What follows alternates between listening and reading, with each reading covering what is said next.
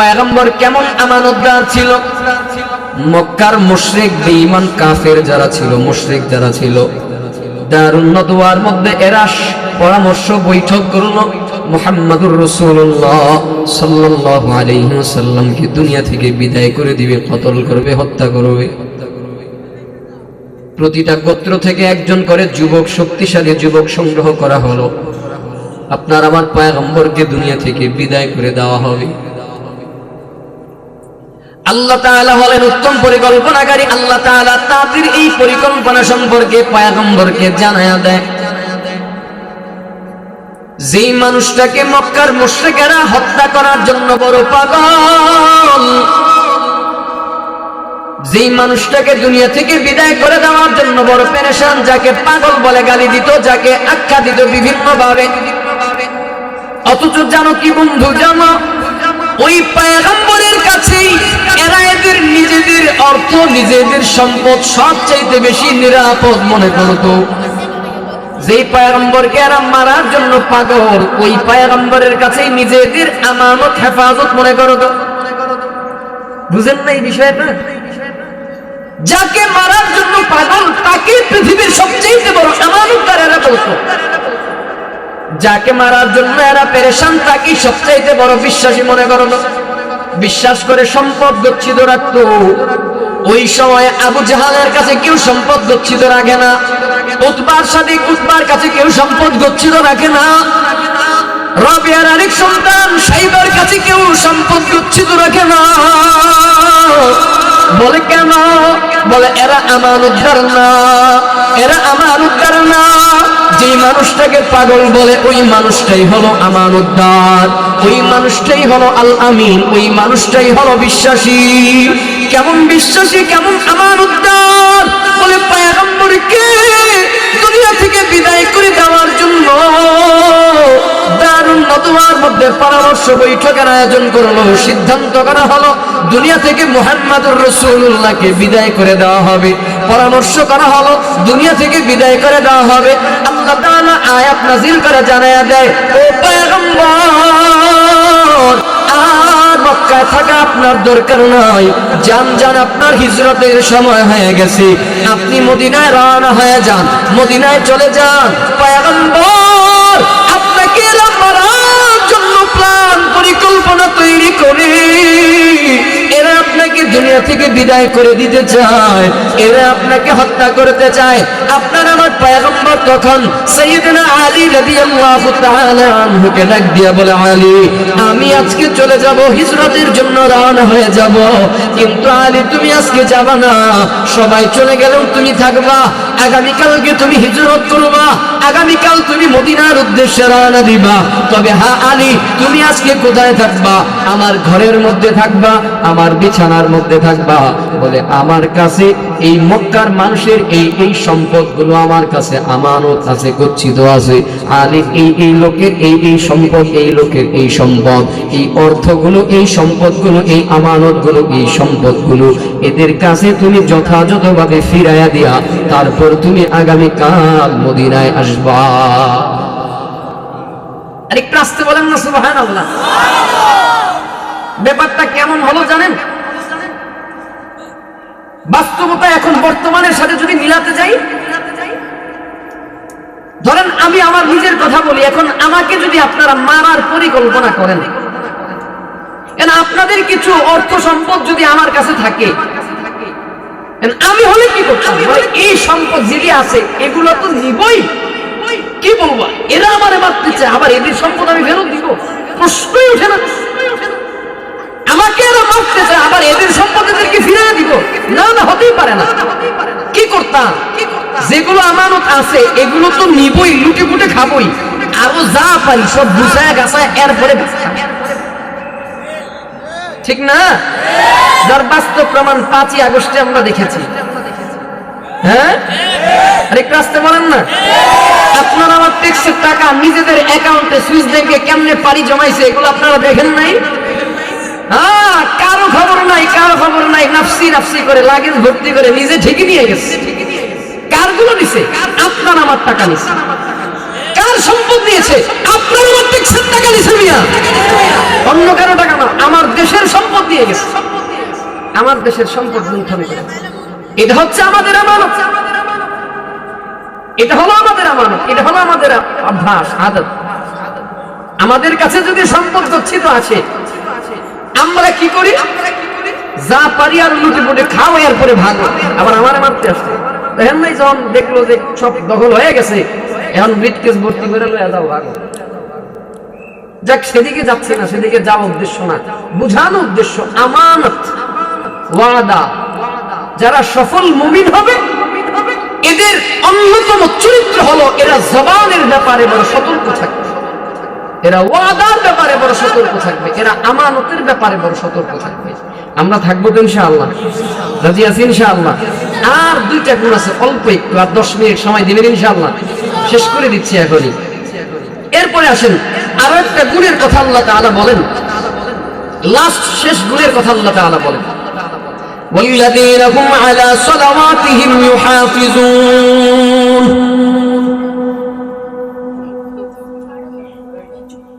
আল্লাহ পাক রব্বুল আলামিন ওই যে বললাম যারা সফল মুমিন, এদের প্রথম নাম্বার গুণ হলো নামাজ। সফল মুমিনদের দ্বিতীয় নাম্বার গুণ হলো নামাজ। আল্লাহ তাআলা বলেন ওয়াল্লাযীনা হুম আলা সালাওয়াতিহিম ইউহাফিজুন। যারা সফল মুমিন হবে, এরা এদের নিজেদের নামাজের হেফাজত করবে, সালাতের হেফাজত করবে। নামাজের হেফাজত কেমন করে করবে? এদের নামাজের হেফাজতটা হবে, এরা নামাজ যথা সময় আদায় করবে, যথা সময় আদায় করবে। পৃথিবীর কোন ক্ষমতাধর কোন মানুষের সামনে গিয়ে দাঁড়াইলে আমরা যেরকম বড় বিনয় হয়ে যাই, নম্র হয়ে যাই, কিন্তু আফসোসের ব্যাপার হলো বান্দা যখন নামাজের মধ্যে দাঁড়ায়, দুনিয়ার কোন ক্ষমতাধর মানুষের সামনে দাঁড়ায় না। বান্দা যখন নামাজের মধ্যে দাঁড়ায়, এই বান্দা তো এমন একজন রবের সামনে দাঁড়ায়, যেই রব শুধু বাংলাদেশের মালিক না, যেই রব শুধু আমেরিকার মালিক না, যেই রব শুধুমাত্র দুনিয়ারই মালিক না। আল্লাহ তো এমন রব, আল্লাহ তো এমন মালিক, আল্লাহ তো এমন খালিক, যেই মালিক জান্নাত জাহান্নামের মালিক, যে আল্লাহ আসমান জমিনের মালিক, যে আল্লাহ নবমণ্ডল ভূমণ্ডলের মালিক, যে আল্লাহ সব কিছুর মালিক, যা কিছু দেখি আর না দেখি সব কিছুর মালিক হলো আল্লাহ। ওই আল্লাহর সামনে দাঁড়াইলাম, আফসোসের ব্যাপার হলো ওই আল্লাহর সামনে সেই পরিমাণে প্রস্তুতি নিয়ে আমি দাঁড়াই না। আমাদের হিসাবটা পরে আমি আমার নিজের কথা বলি, আল্লাহর সামনে দাঁড়াবার সময় আমার সেই প্রস্তুতি আমাদের থাকে না। আল্লাহর সামনে দাঁড়াই, খেয়ালে থাকে না আমার সামনে আল্লাহ দাঁড়ানো আছে, আমার মালিক দাঁড়ানো, আমি আমার মালিকের সামনে দাঁড়ানো আছি, এই খেয়ালটা আমার অন্তরের মধ্যে নাই। যার কারণে দেখা গেল নামাজের মধ্যে দাঁড়াইলে মশায় কামড় দিলে ওই মশার কামড়টা আমাদের শরীরের মধ্যে ফিল হয়, মশায় কামড় দিলে সেই কামড়টা আমাদের শরীরের মধ্যে ফিল হয়। নামাজের মধ্যে দাঁড়াইলে আমার মাথার টুপিটা সুন্দর আছে কিনা সেটা আমার বড় ফিল হয়। নামাজের মধ্যে দাঁড়াইলে মাথার মধ্যে উকুন আছে, উকুন কামড় দিলে সেই উকুনের কামড়টা আমার ফিল হয়। যার কারণে এই নামাজের বাহ্যিক সৌন্দর্যটা আমার নষ্ট হয়ে গেল। আল্লাহ তাআলা বলেন আল্লাযীনা হুম ফী সালাতিহিম খাশিউন। আল্লাহ বলেন যারা সফল মুমিন হবে তাদের প্রথম নাম্বার আলামত হলো এরা নামাজের ব্যাপারে বড় সতর্ক, এরা নামাজের ব্যাপারে বড় সতর্ক থাকবে। এদের বাহ্যিক নামাজটাও সুন্দর হবে, এদের ভিতরের নামাজটাও সুন্দর হবে। আরো কি করি, মাঝে মাঝে দেখবেন নিয়ত বাঁধার পরে মাথাটা সোজা থাকে কিন্তু চোখটা টেরা করে আমার পাশের ভাইটার দিকে তাকাই, ও কেমনে দাঁড়াইলো, নামাজে সে কি করলো, তার কি হালত, তার কি অবস্থা, এটা পর্যবেক্ষণ করার জন্য মাঝে মাঝে দেখবেন আর চোখে দাঁড়ায়, আছে না নাই? একটু বলেন না, আছে না নাই? এটার দ্বারা বাহ্যিক খুশু নষ্ট হয়ে গেল, এটার দ্বারা বাহ্যিক সৌন্দর্য নষ্ট হয়ে গেল। খাশিউন দ্বারা উদ্দেশ্য হলো বাহ্যিক সৌন্দর্যটা। বান্দা যখন তুমি নামাজের মধ্যে দাঁড়াইবা তখন না দুনিয়ার আর কোনো কার্যকলাপ চলবে না, তোমার টুপি যেমন মধ্যে তেমন থাকুক সেটা দেখার টাইম নাই, তোমার মাথা চুলকানো যেমনি মধ্যে তেমনি যাক সেটা দেখার টাইম নাই। অন্তরের মধ্যে খেয়াল রাখতে হবে আমি দুনিয়ার কোন মানুষের সামনে দাঁড়াই নাই, দাঁড়িয়েছি একজনের সামনে। আওয়াজ করে বলেন তিনি কে? আউটপুটের সাউন্ডটা একটু কমায় দেন, আউটপুটটা কমায় দেন, স্টেজে থাকে। হ্যাঁ, তাহলে এটা হলো বাহ্যিক, এটা হলো বাহ্যিক। এবার আসেন অন্তরের দিকে, আর একটু ভালো করে খেয়াল করবেন। নামাজের মধ্যে যখন আপনি আমি দাঁড়াবো,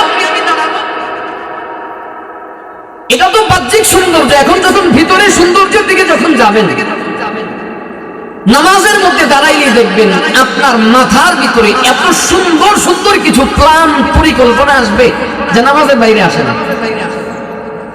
একটু বাস্তবতা মিলায় দেখবেন, নামাজের মধ্যে দাঁড়াবার পরেই দেখবেন এত সুন্দর প্ল্যান, এত পরিকল্পনা, এত চমৎকার প্ল্যান যা অন্য সময় আসে না। এটা কেন আসে জানেন? এটা বোঝার জন্য আরেকটা আয়াত আপনাদেরকে জানতে হবে।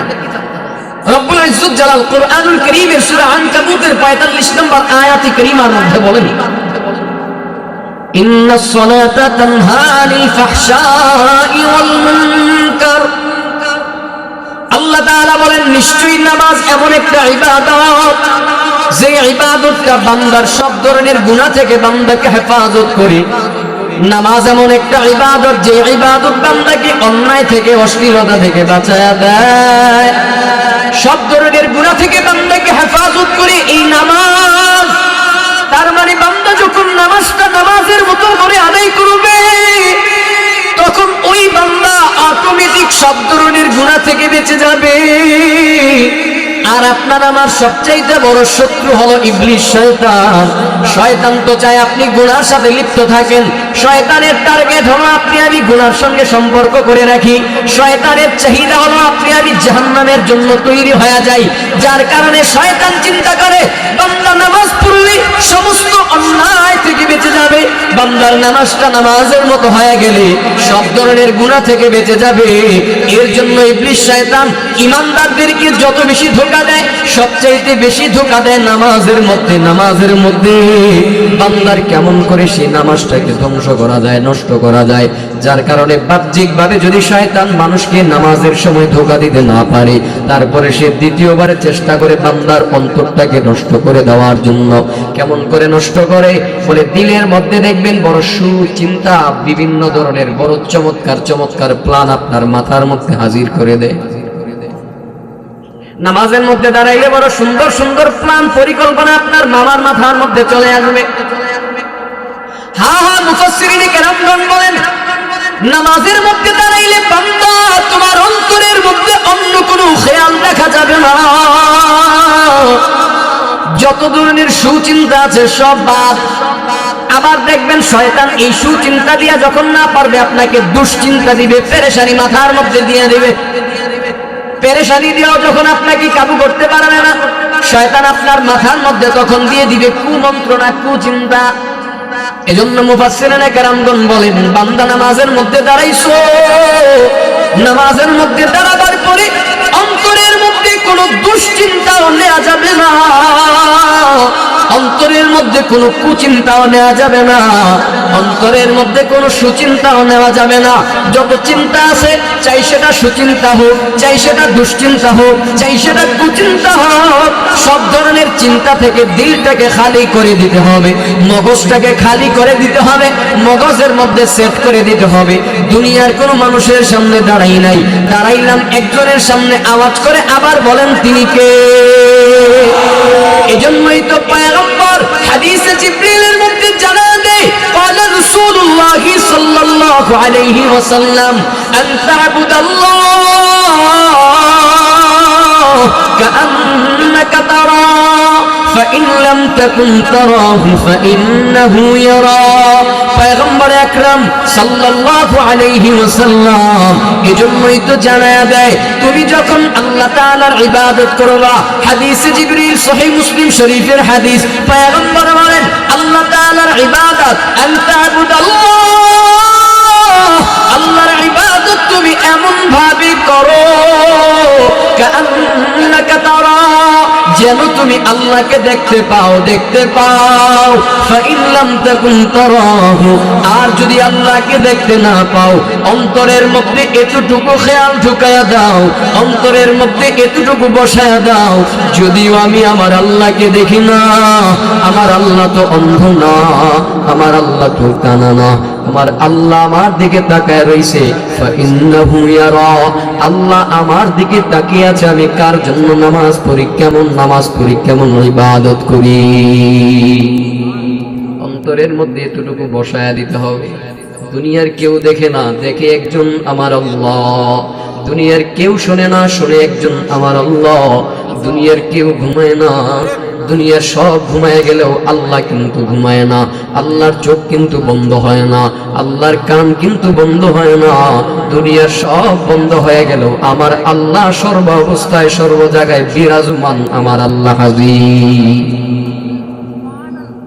এই জন্য অন্তরের মধ্যে যখন এই কথাটা সেট করা হবে, তখন দেখবেন নামাজটা সুন্দর হয়ে যাবে। আল্লাযীনা হুম ফী সালাতিহিম খাশিউন, অন্তরের মধ্যে ঢুকাইতে হবে দুনিয়ার কেউ দেখে না, দেখে আমার আল্লাহ। দুনিয়ার কারো সামনে দাঁড়াই নাই, দাঁড়াইলাম আমি আমার আল্লাহর সামনে। অন্তরের মধ্যে এটা ঢুকাইলেই নামাজটা তখন খাশিউনের অন্তর্ভুক্ত হয়ে যাবে। এটা হলো সফল মুমিনদের প্রথম নাম্বার আলামত, এটা হলো সফল মুমিনদের প্রথম নাম্বার গুণ। এবার আসেন দ্বিতীয় নাম্বার আরো একটা গুণ আল্লাহ তাআলা জানায়া দেয়। দুই নাম্বার আলামত হলো সফল মুমিন যারা হবে এদের দ্বিতীয় নাম্বার গুণ হলো ওয়াল্লাযীনা হুম আনিল লাগবি মুরিদুন। দ্বিতীয় নাম্বার আলামত হলো, দ্বিতীয় নাম্বার গুণ হলো যারা সফল মুমিন হবে এরা লাগগুন থেকে বিরত থাকবে, এরা লাগগুন থেকে মাহফুজ থাকবে, এরা লাগগুন থেকে হেফাজত থাকবে, নিজেকে বাঁচায় রাখবে। লাগগুন এটা আরবি শব্দ যার অর্থ হলো অযথা, বেহুদা, অনর্থক, আনার, অসার। একটু ভালো করে বুঝবেন দ্বিতীয় নাম্বার গুণ। লাগগুন শব্দের অর্থ হলো অযথা, বেহুদা, আশা নষ্ট। যারা সফল মুমিন হবে এদের আলামত হলো এরা বেহুদা কোনো কাজে সময় দিবে না, এমন কোন কাজ করবে না, এমন কোন কথা বলবে না যে কাজ এবং কথার দ্বারা না আখিরাতের ফায়দা আছে না দুনিয়ার ফায়দা আছে। ভালো করে বুঝবেন। আল্লাহ তাআলা জানায়া দেয় সফল মুমিনের আলামত হলো এরা দ্বিতীয় নাম্বার গুণের অধিকারী হবে, লাগগুন থেকে মাহফুজ থাকবে। এরা দুনিয়াতেও ফায়দা নাই, আখিরাতেও ফায়দা নাই, এমন কোন কথাও বলবে না, এমন কোন কাজও করবে না, এমন কোন কাজও করবে না, এমন কোন কথাও বলবে না যেই কাজের মধ্যে আখিরাতের ফায়দা তো নাই, নাই দুনিয়ারও কোনো ফায়দা নাই। ফর এক্সাম্পল বলবেন গান শোনা ভালো না খারাপ? আরেকটু আস্তে, আরেকটু আস্তে। ও আস্তে বলে আপনারা জোরে কোন কি যাও? গান শোনা ভালো না খারাপ? খারাপ। নেকি না গুনাহ? গুনাহ। এটা তো আখিরাতের ফলাফল। এবার দুনিয়ার ফলাফল দেখেন। গান শুনবেন, গান শোনার জন্য যদি মোবাইল থেকে শুনেন, মাঝে মাঝে কানে হেডফোন দিয়ে শুনেন। কানে হেডফোন দিয়ে শোনা হয় না? এয়ারবাডস কি বলে, আইফোনের এয়ারবাডস ব্যবহার করে গান শোনা হয়, এয়ারপড ব্যবহার করে গান শোনা হয়, তারপরে হেডফোন দিয়ে গান শোনা হয়। আচ্ছা, এই গান শোনার দ্বারা দেখেন কয়টা? এক নাম্বার আখিরাতের ক্ষতি, দুই নাম্বার গুনাহ হচ্ছে, তিন নাম্বার এই গান শোনার পরে আমার মনটা গুনাহের প্রতি আসক্ত হয়ে যাচ্ছে, নষ্ট হয়ে যাচ্ছে, দ্বীনের মেজাজ থেকে দূরে সরে যাচ্ছে। চার নাম্বার এই গান শোনার পরে আমার সময় নষ্ট হচ্ছে। পাঁচ নাম্বার আমার কান নষ্ট হচ্ছে, হেডফোন দিয়ে গান শুনবো, কানের পর্দার ক্ষতি হচ্ছে, সাউন্ড কানের ক্ষতি হচ্ছে, সর্বদিকের ক্ষতি। তার মানে মুমিন, সফল মুমিন যারা হবে এরা বেহুদা কাজ করবে না, যেই কাজে আখিরাতেও ফায়দা নাই দুনিয়াতেও ফায়দা নাই, এই বেহুদা কাজ করবে। তার মানে আমরা যারা গান শুনি আমাদের এখন থেকে সফল মুমিন হওয়ার জন্য গান শোনা থেকে বিরত থাকতে হবে। রাজি আছি ইনশাআল্লাহ? যে আপনারা বলেন গান শুনলে কি কোনো ফায়দা আছে? যুবকদের কাছ থেকে শুনতে চাই, কোনো ফায়দা আছে? তাহলে গান শোনা থেকে বিরত থাকতে হবে। গেল মোবাইল দিয়ে শুনলাম, যদি বক্স দিয়ে শুনি কানের ক্ষতি, সমাজের আর 10 জন মানুষের ক্ষতি, আশেপাশের মানুষের ক্ষতি, সময়ের ক্ষতি, ইলেকট্রিসিটি বিল ওঠে, সব মিলিয়ে শুধু ক্ষতি আর ক্ষতি। তাহলে গেল একটা। আচ্ছা, আমাদের এই সমাজে ঝগড়াঝাটি হয়, ঝগড়াঝাটি হয়, ঝগড়াঝাটি হয়। এবার ঝগড়া লাগে কয়জন? একেবারে হাজার হাজার জন, নাকি 2-4-5 জন মিলে? ধরেন 2 জনের ঝগড়া লাগলো, এই 2 জন ঝগড়া লাগলো। এখন এই 2 জনের ঝগড়ার মাঝে আরো 10 জন আইসা কি করে? তামাশা দেখে না? কি বলেন? এরকম আছে না যে ঝগড়া লাগার পরে দেখতে যায় কে মারপিট বেশি খাইলো, কে মারপিট বেশি দিল, এরকম তামাশা দেখার জন্য যাওয়া হয়। এই যে তামাশা দেখার জন্য আসলো, ঝগড়া লাগছে, মারামারি লাগছে, দেখতে আসলো। আচ্ছা বলেন, দেখতে আসার দ্বারা এটার দ্বারা আখিরাতের কোনো ফায়দা আছে? দুনিয়ার কোনো ফায়দা আছে? হ্যাঁ, ফায়দা হতো যদি বান্দা তুমি আসার পরে এদেরকে ঝগড়া থেকে মিটমাট করে দেওয়ার চেষ্টা করতে, যদি এই ঝগড়া মারামারিটা বন্ধ করার চেষ্টা করতে, তাইলে ফায়দা ছিল। কিন্তু কি করলাম? নীরব দর্শক হয়ে এসে চুপচাপ দেখতেছি, চুপচাপ দেখতেছি, দেখলাম। মনে রাখবেন, এটা লাগবে, এটার দ্বারা দুনিয়াতেও ফায়দা নাই, আখিরাতেও ফায়দা নাই। তাহলে এটা লাগবে। মুমিন বান্দার দ্বিতীয় নাম্বার গুণ হলো এরা লাগবুন থেকে হেফাজত থাকবে, মাহফুজ থাকবে। তাহলে আমরা এই অযথা বেহুদা কাজ থেকে হেফাজত থাকবো তো ইনশাআল্লাহ। গেল 2 নাম্বার গুণ। তৃতীয় নাম্বার গুণে আসেন। 3 নাম্বার গুণ আল্লাহ তাআলা বলেন, ওয়াল্লাযীনা হুম লিয-যাকাতি ফাঈলুন।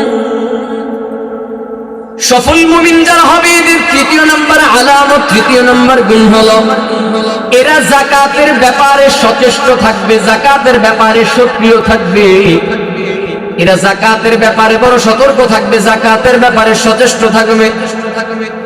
এর মানেটা হলো 1 বছর যাকাত দিবে, আরেক বছর যাকাত দিবে না, না না, বিষয়টা এরকম না। আমার দেশের যাকাত ব্যবস্থা তো বড় করুন। আমার দেশের যাকাত ব্যবস্থা হলো, যাকাতের ফরমালিটি আপনাদের সমাজে কেমন আছে জানি না, আমার গ্রামে আছে। কি যাকাত দেয় জানেননি? সুন্দর করে টেবিলের মধ্যে সুন্দর করে শাড়ি সাজানো হবে, লুঙ্গি সাজানো হবে। শাড়ি আর লুঙ্গি সাজায়া মহিলারা এসে একটা কাপড় নিয়ে যাবে, পুরুষরা এসে একটা লুঙ্গি নিয়ে যাবে। তাও এটা আবার রমজান মাস, রমজান মাসের বাহিরে, অন্য মাসে না। আমরা যাকাত থেকে মনে করতেছি শুধু রমাদানের জন্য খাস, কিন্তু না, যাকাতটা রমাদানের জন্য খাস নয়। যাকাতটা বান্দা আপনি নিসাব পরিমাণের সম্পদের অধিকারী যখন হয়ে যাবেন, সেই নিসাব পরিমাণের সম্পদের অধিকারী আপনার কাছে 1 বছর গচ্ছিত থাকলে তার পরের দিন থেকেই আপনাকে যাকাত দিতে হবে। আপনার অর্থ সম্পদ যদি জানুয়ারি মাস থেকে আরেক জানুয়ারি পর্যন্ত নিসাব পরিমাণে সম্পদ গচ্ছিত থাকে, তাহলে জানুয়ারিতে যাকাত দিতে হবে। নিসাব পরিমাণে সম্পদ যদি আমার ফেব্রুয়ারি থেকে আরেক ফেব্রুয়ারি পর্যন্ত গচ্ছিত থাকে, তাহলে আমাকে ফেব্রুয়ারিতে যাকাত দেওয়া লাগবে। যদি আমার এই যাকাতের এই সম্পদ যদি নিসাব পরিমাণে সম্পদ যদি মার্চ থেকে এপ্রিল থেকে শুরু হয়, যেদিন থেকে আমার যাকাতের নিসাব পরিমাণে সম্পদ আমার কাছে গচ্ছিত থাকবে, 1 বছর গচ্ছিত থাকলে তারপরের দিন থেকে যাকাত আমার উপরে অত্যাবশ্যক হয়ে যাবে, দিতেই হবে, আদায় করতে হবে। এর জন্য যাকাতের ব্যাপারে মুমিন যারা হবে, সফল মুমিন, তারা যাকাতের ব্যাপারে বড় সতর্ক থাকবে, সফলতা থাকবে। যাকাতের ব্যাপারে এরা বড় সতর্ক থাকবে। আমাদের দেশীয় প্রচলন রীতিমতো যাকাত না, শাড়ি আর লুঙ্গি দ্বারা যাকাত না। যাকাতের যে আসল পন্থা, আসল মাধ্যম, ওই মাধ্যমে অরিজিনাল পন্থায় যাকাত প্রদান করবে। সফল মুমিনদের 4র্থ নাম্বার আরো একটা গুণের কথা আল্লাহ পাক রব্বুল আলামিন জানায় দেন, ওয়াল্লাযীনা হুম লিফুরুজিহিম হাফিজুন। রব্বুল ইজ্জত জালাল আল্লাহ পাক রব্বুল আলামিন বলেন, ওয়াল্লাযীনা হুম লিফুরুজিহিম হাফিজুন। যারা সফল মুমিন হবে এদের 4র্থ নাম্বার গুণ হবে এরা লজ্জাস্থানের হেফাজত করবে। লজ্জাস্থানের হেফাজত, লজ্জাস্থানের হেফাজত তারা কেমন করে করবে? রব্বুল ইজ্জত জালাল আল্লাহ পাক বলেন, ইল্লা আলা আজওয়াজিহিম আও মা মালাকাত আইমানুহুম ফাইন্নাহুম গায়রু মালুমিন। আল্লাহ পাক রব্বুল আলামিন বলেন লজ্জাস্থানের হেফাজত করবে কেমন করে? বলে 1 নাম্বার আজওয়াজিহিম, তারা তাদের স্ত্রীর মাধ্যমে লজ্জাস্থানের হেফাজত করবে। আও মা মালাকাত আইমানুহুম, অথবা তাদের অধিকারভুক্ত দাসীর সাথে সম্পর্ক করে তারা অধিকারভুক্ত দাসীর সাথে সময় কাটায় তারা তাদের লজ্জাস্থানের হেফাজত করবে। আল্লাহ তাআলা এই আয়াতের মাধ্যমে দুইটা বিধানের কথা বলেন, দুইটা শ্রেণীর কথা বলেন। এক নাম্বার হলো নিজেদের স্ত্রীর কথা, দুই নম্বরে হলো আউমা মালাকাত আইমানুহুম, অধিকারভুক্ত দাসী যারা, দাসীদের কথা। যদিও আমার দেশে এখন অধিকারভুক্ত দাসী নাই, অধিকারভুক্ত দাসীর কথা আমার দেশে এখন বন্ধ হয়ে গেছে, কিন্তু স্ত্রীর পন্থা খোলা আছে, স্ত্রীর রাস্তাটা খোলা আছে। বান্দা তুমি তোমার লজ্জাস্থানের হেফাজত যদি করতে হয়, সময় হয়ে গেলে তোমার যখন জৈবিক চাহিদা শুরু হয়ে যাবে, বান্দা সুযোগ থাকলে তুমি বিবাহ সম্পন্ন পোষণ করো, বান্দা তুমি বিবাহের মাধ্যমে লজ্জাস্থানের হেফাজত করো। মা বাবা যখন দেখবে সন্তান যথেষ্ট বড় হয়ে গেছে, সন্তানের যখন প্রাপ্তবয়স্ক হয়ে গেল, মা বাবার দায়িত্ব হলো সন্তানকে একটা সুন্দর দেখে পাত্রী দেখে, দিনদার একটা পাত্রী দেখে একটা বিবাহ পোষণ করায়া দিবে, বিবাহের বন্ধনে আবদ্ধ করায়া দিবে। যদি সন্তানকে সঠিক সময়ে বিবাহ বন্ধনে আবদ্ধ না করা হয়, ওই সন্তান যদি এই লজ্জাস্থানের হেফাজত যদি করতে না পারে, এর গুনার একটা অংশ মা বাবার দরজার মধ্যে চলে যাবে, গুনাহের একটা ভাগ মা বাবার আমলনামার মধ্যে চলে যাবে। তবে সফল মুমিন যারা হবে, এদের আলামত হলো এরা নিজেদের লজ্জাস্থানের হেফাজত এরা নিজেরাই করবে। লজ্জাস্থানের হেফাজতের গুরুত্ব দিয়েছেন আল্লাহ তাআলা। লজ্জাস্থানের হেফাজত কেমনে করবা বলি, বিবাহের মাধ্যমে স্ত্রীর সাথে হেফাজত করো, অধিকারভুক্ত দাসীর সাথে লজ্জাস্থানের হেফাজত করো। এই দুই শ্রেণী ছাড়া অন্য কারো কাছে যদি কেউ তাকাও, কারো কাছে যদি যাও, আল্লাহ তাআলা জানায়া দেয় এই দুই শ্রেণী ছাড়া অন্য কারো দিকে তাকাইবা, অন্য কারো কাছে যাইবা, ফামান ইবতাগা ওয়ারা যালিকা ফাউলাইকা হুমুল আদুন। আল্লাহ তাআলা বলেন এই দুইটা শ্রেণী ছাড়া অন্য কারো দিকে যদি পুরুষ তাকায়, বলে এরা হবে আদুনের অন্তর্ভুক্ত, সীমা লঙ্ঘনকারীর অন্তর্ভুক্ত। স্ত্রী ব্যতীত অন্য কারো দিকে নজর দিবা। আমাদের দেশে যেহেতু এখন আর অধিকারভুক্ত দাসী নেই, তাহলে আমাদেরকে কি করতে হবে? স্ত্রী পেয়ে সন্তুষ্ট থাকতে হবে, স্ত্রীকে পাওয়ার পরে আমাকে সংযত থাকতে হবে। একটার দ্বারা যদি মন না মানে, তাহলে আরেকটা করো, আল্লাহ রাস্তা খোলা রাখছে। হ্যাঁ, এক্ষেত্রে বড় সতর্কতা অবলম্বন করতে হবে। তুমি মাসনা করবা, সুলাসা করবা, রুবা করবা, করার জন্য অনুমতি আছে, তবে ইনসাফ বজায় রাখতে হবে। আমরা তো এটাকে বড় সহজ মনে করি, মাসনা করা, সুলাসা করা, রুবা করা, কিন্তু না বাবা, এত সহজ না। বিবাহ একটা, দুইটা, তিনটা, চারটা করা সহজ, কিন্তু এর ইনসাফ বজায় রাখা বড় কঠিন। আলাদা বিষয়, সেদিকে এখন যাব না। আল্লাহ যেটা বুঝাতে চেয়েছেন, তুমি তোমার লজ্জাস্থানের হেফাজত করো স্ত্রীর মাধ্যমে। কেউ যদি এখন এই স্ত্রী ব্যতীত অন্য কারো মেয়ের দিকে তাকায়, গায়রে মাহরামের দিকে কেউ যদি তাকায়, কামনা নিয়া, বাসনা নিয়া, জৈবিক চাহিদা নিয়া কারো দিকে যদি নজর দেয়, আল্লাহ বলেন এরা আদুনের অন্তর্ভুক্ত, এরা সীমা লঙ্ঘনকারী, এরা সীমা লঙ্ঘনকারীর অন্তর্ভুক্ত হয়ে যাবে। তার মানে কেউ স্ত্রী ব্যতীত, হালাল স্ত্রী ব্যতীত অন্য কারো দিকে তাকাবে, তো এই সফল মুমিন থেকে বাদ হয়ে যাবে। লজ্জাস্থানের হেফাজত করা লাগবে। عن سهل بن سعد رضي الله تعالى عنه قال رسول الله صلى الله عليه وسلم من يضمن لي ما بين لحييه وما بين رجليه أضمن له الجنة الله أكبر বলেন। সাহাল বিন সাআদ রাদিয়াল্লাহু তাআলা আনহু থেকে বর্ণিত, তিনি বলেন পয়গম্বর আকরাম সাল্লাল্লাহু আলাইহি ওয়াসাল্লাম বলেছেন, রাসূল বলেন মাইয়াদমান লি, যে ব্যক্তি আমার জন্য গ্যারান্টি দিবে দুইটা জিনিস। বলেন কয় জিনিস? জোরে বলেন না। রাসূল বলেন যে ব্যক্তি দুইটা জিনিসের গ্যারান্টি আমি পয়গম্বরকে দিতে পারবে, সেই দুইটা জিনিস কি কি? বলে এক নাম্বার মা বাইনা লাহিয়াইহি, বলে দুই চোয়ালের মধ্যবর্তী জায়গা জবান। এরপরে রাসূল বলেন ওয়া মা বাইনা রিজলাইহি, দুই পায়ের মধ্যবর্তী জায়গা লজ্জাস্থান।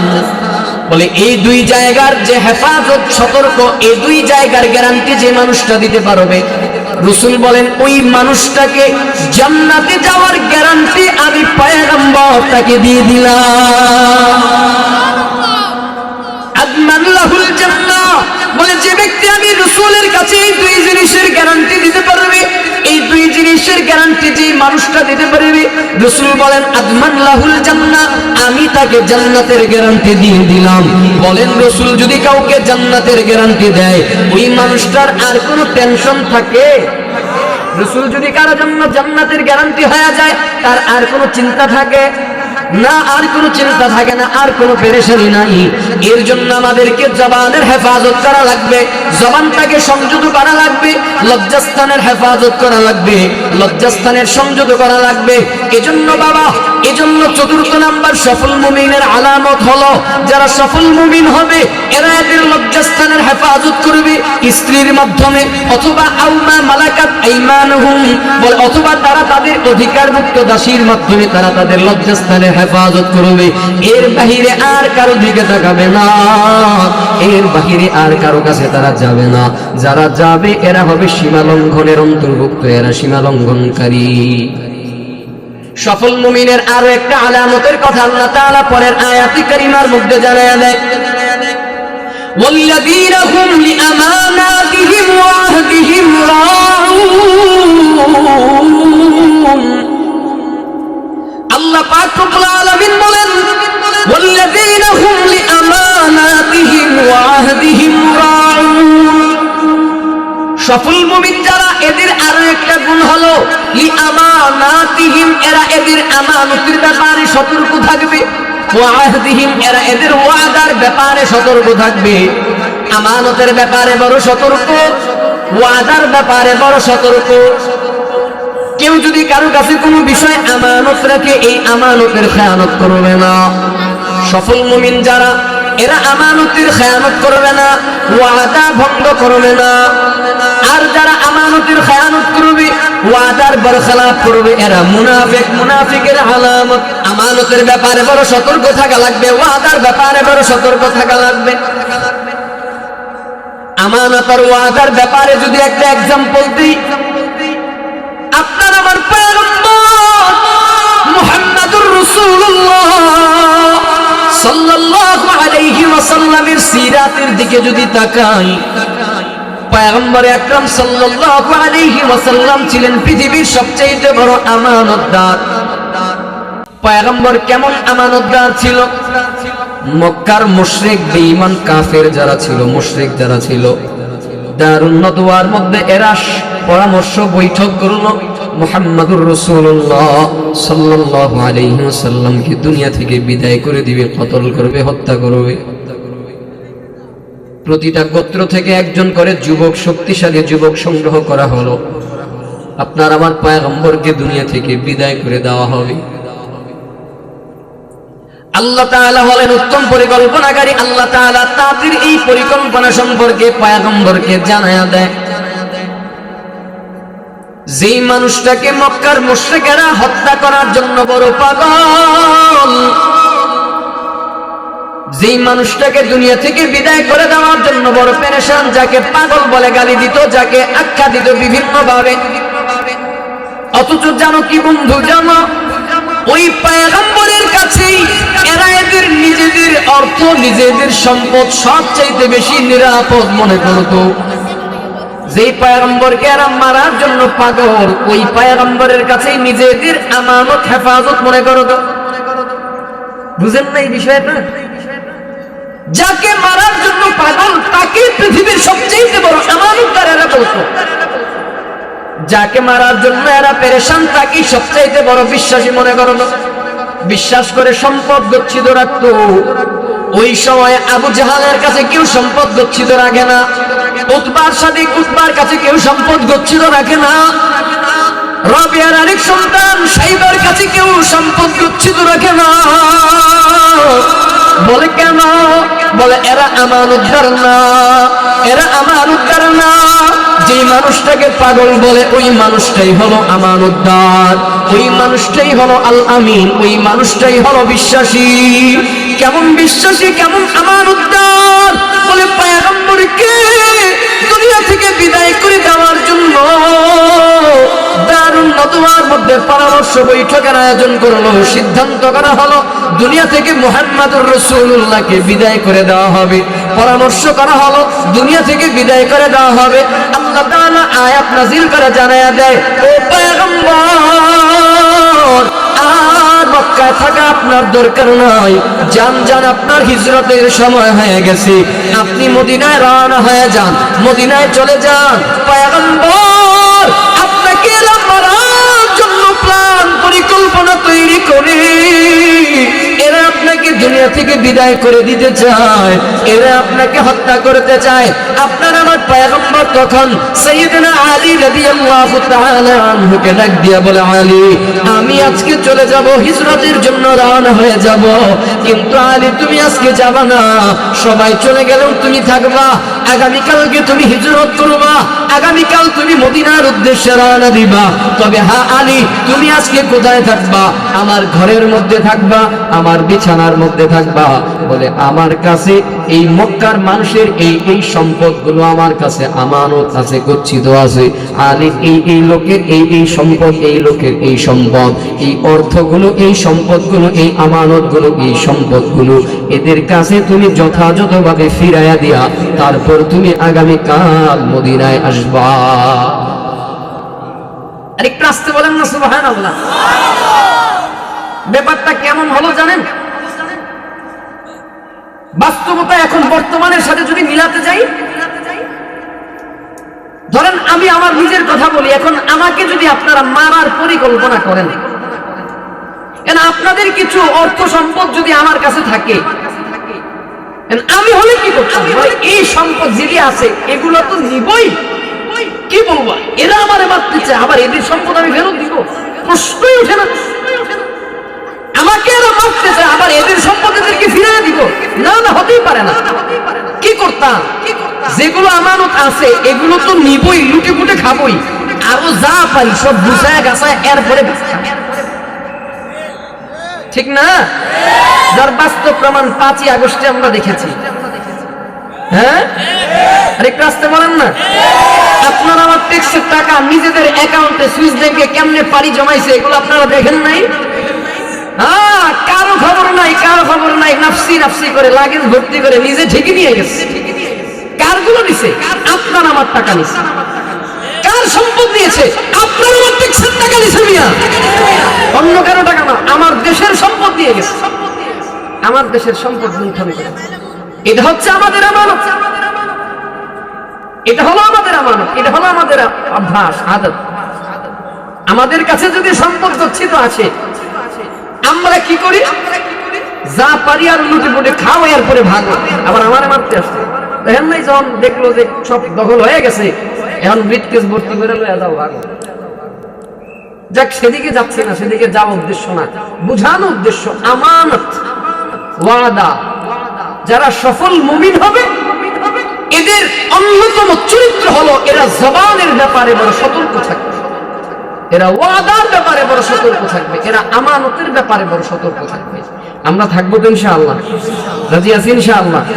আর 2টা গুণ আছে, অল্প একটু, আর 10 মিনিট সময় দিবেন ইনশাআল্লাহ, শেষ করে দিচ্ছি এখনই। এরপরে আসেন আরো একটা গুণের কথা আল্লাহ তাআলা বলেন, লাস্ট শেষ গুণের কথা আল্লাহ তাআলা বলেন, ওয়াল্লাযীনা হুম আলা সালাওয়াতিহিম ইউহাফিজুন।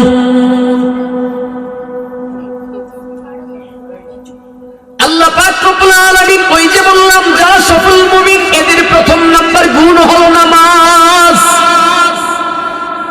সফল মুমিনদের দ্বিতীয় নাম্বার গুণ হলো নামাজ। আল্লাহ তাআলা বলেন, ওয়াল্লাযীনা হুম আলা সালাওয়াতিহিম ইউহাফিজুন। যারা সফল মুমিন হবে এরা এদের নিজেদের নামাজের হেফাজত করবে, সালাতের হেফাজত করবে। নামাজের হেফাজত কেমন করে করবে? এদের নামাজের হেফাজতটা হবে এরা নামাজ যথা সময় আদায় করবে, যথা সময় আদায় করবে। যোহরের নামাজ গিয়ে আসরের টাইমে গিয়ে আদায় করবে না, আসরের নামাজ গিয়ে মাগরিবের টাইমে আদায় করবে না, মাগরিবের নামাজ এশারের টাইমে আদায় করবে না। যারা সফল মুমিন হবে এরা নামাজের ব্যাপারে বড় সতর্ক থাকবে, নামাজের হেফাজত করবে, নামাজের ব্যাপারে বড় সচেষ্ট থাকবে। সাইয়েদনা আলী রাদিয়াল্লাহু তাআলা আনহু তিনি যখন ওযু করতে যাইতেন,